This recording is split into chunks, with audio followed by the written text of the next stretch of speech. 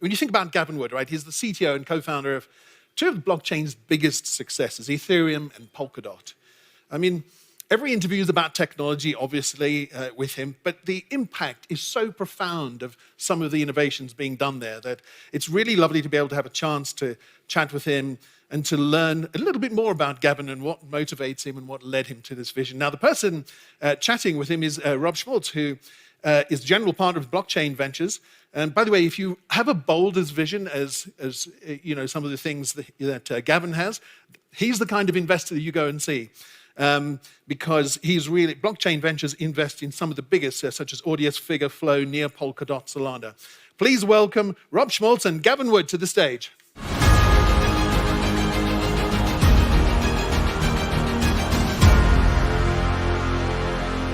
Thanks, Eric. So welcome, everybody, and thank you for being here, especially after having dealt with some illness. So really appreciate you making the effort. As Eric said, we're really lucky to have Dr. Gavin Wood here. If you think about sort of the foundational pieces of so much of the blockchain today, it's not only being built on top of Ethereum, where Gavin was the co-founder and CTO, but also on top of Polkadot, where again you were a co-founder. Gavin's also I'm going to get this wrong, but the CEO of the Parity and the president of the Web3 Foundation. Gavin actually coined the phrase Web3, so we also owe him a debt of gratitude for providing what's increasingly become, I think, the intellectual construct that many projects and teams are using to drive forward the development of the blockchain. But one of the things we wanted to do, as Eric alluded to, was dig in a little bit to sort of get to the man behind Dr. Gavin Wood and learn about some of his early influences. We are also going to talk, of course, about where the space is headed. And as we did yesterday, for those of you who were here for my other panel, we're going to save some time for you to ask questions. So as before, we'll have mics in the audience, and I'll be looking to you for questions when we're a little deeper into the session. You know, what I'd love to start off with, I think people often find that there were sort of foundational circumstances or experiences they had when they were younger that led them to be sort of who they are today. In my case, my family moved around a lot. I can see how that's manifested myself now. Are there circumstances or experiences like that you can kind of see in your current self that the seeds were planted when you were younger? It's really difficult to analyze one's childhood and work out, like, you know, maybe there are particular elements. In my own, I'm not really sure. I grew up in a pretty small town. And I think maybe if I'd been moving around a lot, like you, I would have had a more to draw upon. As it was, age 8, I got given my first computer, not a very good one, but it was bought from the bloke across the road for like 20 quid. And it introduced me to, to a much bigger world in some sense, where at the time, I think I was like playing with Lego and this kind of thing, and it's like, wow, I can build much more complicated things on this machine. So I think probably that after that point, computers was it. Like for me, it was I learned many different languages. I obviously had many different computers, but that was always my primary focus. Yeah. Well, no, that's great, because I think a lot of kids were given Legos. Nothing wrong with Legos, but a computer at age 8 is probably the gift that has continued to keep on giving, in a sense. What about people? Sometimes this isn't true for everyone, but some people really had either a friend or a group of friends or colleagues. Colleagues is the wrong word when you're a kid. Let's just call them friends. Friends when they were young that again sort of led to kind of things, the evolution of themselves as a person. Or did you feel like you had a group of people that were formative around you, or is that? Yeah, I mean, I was lucky enough to, the town that I grew up in wasn't super far from a slightly bigger town, Lancaster. Really nice place. I mean, if you happen to be in the northwest of England, recommend a visit. And it happened to have a pretty decent school. So age 11, I went to this school. I managed to get in, and some of the people that I met at school, I still know today. I still hang out. Indeed, 2 of them are involved with the Web3 Foundation. Oh, excellent. So Did they share a similar love of computers from an early age, or did you sort of pull them into Web3, or did you get there together, if that makes sense? I think for the Web3 element, I pulled them in mostly, but certainly from an early age, we were very technical and intellectually minded. And it wasn't just computers. Computers was for sure a part of it. In fact, one of these two people, I made my first sort of published video game, which was great. Very enjoyable time. I think we were about 13 or 14. And he handled all the graphics, and I did the coding. So it was really nice to be able to collaborate on some of these very early projects. Yeah. But as I say, it's not just about computers, but it's about thinking, as to how the world works in general. And one of the other friends was very much got me thinking in that regard. Elements of philosophy, physics, sociology, all these kinds of different subjects that we can understand and systematize and sort of try to model and figure out. And this really falls into the computers, because computers are really great ways of systematizing and modeling things. And really, when this sort of, Web3 is maybe a year or two after my original sort of dive into sort of how society would be affected on a more general level with computation. But it really did provide a really good basis for thinking in those terms. Yeah, I'm really struck by the fact. I can remember the early days of Web 2, of the internet. By the way, thank you for now making me feel like my prior career was just a lead up to Web 3. But there was a strong philosophical underpinning early on in the internet as well, which I think a lot of people don't even realize or recall. But I'm struck by the fact that you said that the friend group opened your eyes to philosophy. Your parents maybe opened your eyes to computation and computers, and then the friend group brought in philosophy. And certainly, I think we see the integration, if it's not too strong a word, of those two threads really coming together in things like Ethereum and Polkadot. There's a strong philosophical piece to it, as well as obviously a very profound computational underlayer. So, am I overanalyzing, or do you feel like that's a I'm willing to accept that I'm not a psychoanalyst, so you can push back. But yeah, I would say broadly in the right direction. Thank you. You're being kind. Well, as you said, you got a computer at 8. You had your first published video game at 13. So where did you, from 13 to when you first started to engage in the blockchain? Tell me about that. A lot of people use this catchphrase. Well, I read the Satoshi white paper, and then I went down the wormhole, and then that's it. You did a little more than that. Your wormhole, at least, was quite large, given that you co-founded Ethereum and Polkadot, Web3, et cetera. What was it that got you into the space? Like, when did the light bulb go off, and what was it you said, oh my gosh, that's going to let me do X? Or was it just, ooh, this is interesting, I want to experiment? I think to technologists, like really, red-blooded technologists, disruption is the key thing, right? We want our technology to make a difference. And I remember back in like 2011, there was a story on Slashdot, technology sort of journal, that was, it was about Bitcoin. It was like, hey, look, there's this currency. It's like, okay, I took a look at it. I was kind of interested. I was thinking maybe I should buy some or something. I took one look at MTGOX and was like, no, too much effort. Then fast forward 2 years, there was another story, this time in the Guardian newspaper, I think. And it was talking about Bitcoin. It had this interview with this guy, Amir Taki, who was one of the Bitcoin. He's not actually doesn't work on Bitcoin Core per se, but he's sort of a developer involved with Bitcoin. Okay. He cut the figure of a very a bit of a sort of techno revolutionary. He sort of wore this hood. He looked like he'd been wearing the same clothes for like many months. Probably had. Indeed. And so but he was talking. He was in this squat. Like whether you were interviewing him, he was looking over at the City of London, saying, how Bitcoin was going to disrupt all the banking infrastructure, and it was, it was quite an interesting proposition. So I figured, and what was very notable to me was that this guy was a coder.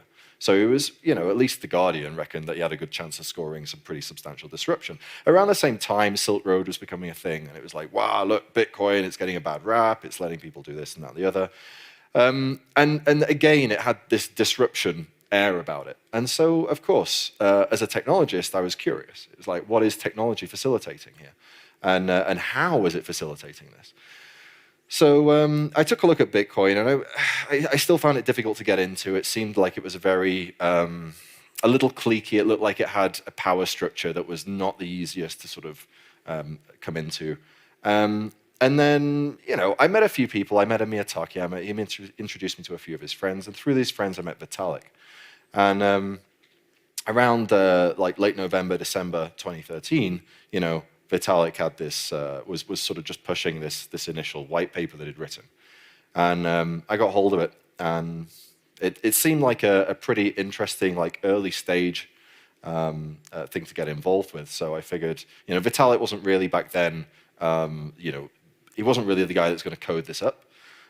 So he was looking for sort of partners that were going to help him. So he dusted off that 8-year-old computer and fired it up again. Indeed. Yeah.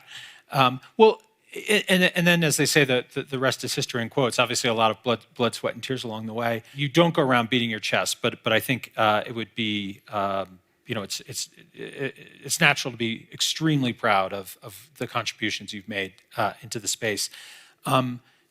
Between Ethereum and Polkadot and Web3, what's given you sort of the most satisfaction from that? Right? I mean, you've released these. I mean, world-changing technologies onto the world. When you look at them, what is it that you look and say, wow, I helped do that, or I did that, or this is happening? Where do you get kind of the most satisfaction? It's, I think, still that childhood curiosity. It's very much the same me that was back in the bedroom at age 9, banging away on this tiny little home computer from the 80s, plugged into a portable TV, and the sheer fun of wondering if what you're doing is going to work, and then the only way of testing it really is doing it. And so I think I would say if there's a single driving factor, it's curiosity. Yeah, no, that's great. And I think I've also heard you say that you've been just amazed by the beauty of both Ethereum and Polkadot is they are in of themselves remarkable creations, but they also enable others to create further remarkable creations. And I think I've heard you talk about that before, of just the kind of seeing these things develop. Tell me a little bit more, or tell our audience a little bit more about that. Yeah, it's true. I mean, the one issue, curiosity drove me for a very long time. I spent, several years sort of off the grid, not really off the grid, but meeting maybe up to 5 people a week, and otherwise just coding, building stuff, building stuff that I was myself interested in, for no other reason.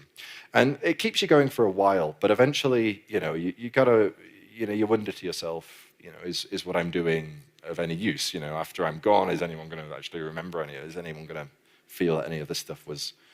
I think you're safe there, by the way. Anyway, keep going. So, and this is partly what drove me to get involved with, in the crypto industry.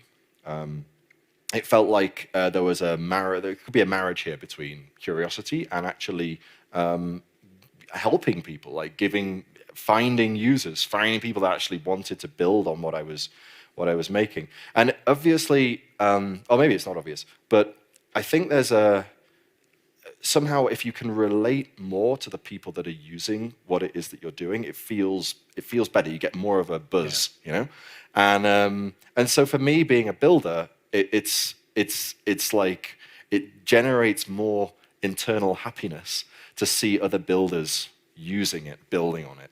So more so than hey, wow, a bunch of people instead of paying with Visa or MasterCard paid with Bitcoin or Ethereum. Yeah. That's not because I don't have so much empathy with that. But it's those second order effects where you're seeing all these new. I mean, because Ethereum, Polkadot, transformational, and yet we're seeing more transformation coming on top of that, and that's that building, that compounding of building, if you will.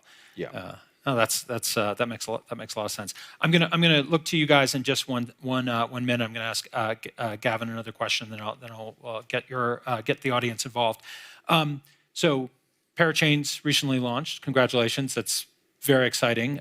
Huge development for the Polkadot ecosystem. I'm not asking you to make a prediction because that's always a risky bet, particularly in front of an audience, many of whom are investors. But what do you want to see next for Polkadot and maybe even more broadly for the space as a whole? Like what's that curiosity and builder in you? What is he hoping to see on the go forward? I think it's going to fall into two sort of facets here. One of them is we started these organizations, Parity Web3 Foundation, and with the project having been delivered to the to what was sort of put out back in so long ago in 2016 when I put out the Polkadot paper. I feel that the project's now moving on to beyond that first we have to get the crowd loan done and dusted phase. It's like, yep, we delivered on that. Okay, thumbs up, tick box, sorted.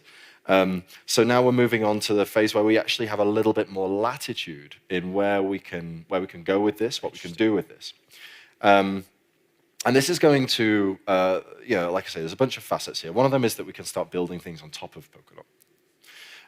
Another thing is that we can move on to looking at the technologies beyond what I would call Polkadot 1, which was what I put forward, which is 6-7 years ago now, into what does Polkadot 2 look like? What's the next generation beyond this? And for that, we have a lot of ideas. So and this falls into the sort of third facet, which is the organizations.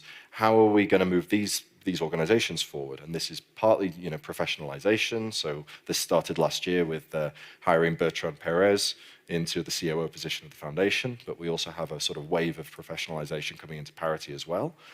And this really is to ensure that we make maximum use of the resources that we have, but also to ensure that we can grow the companies, that we can grow them well into the coming years to be able to sort of deliver on or utilize the position that we're in as a jumping off point as much as possible. So really push forward into what I would loosely term Polkadot 2. Yeah. Wow. Well, I'm excited to learn more about that as it unfolds.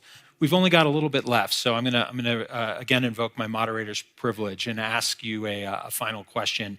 But I'm going to do it on behalf of the audience.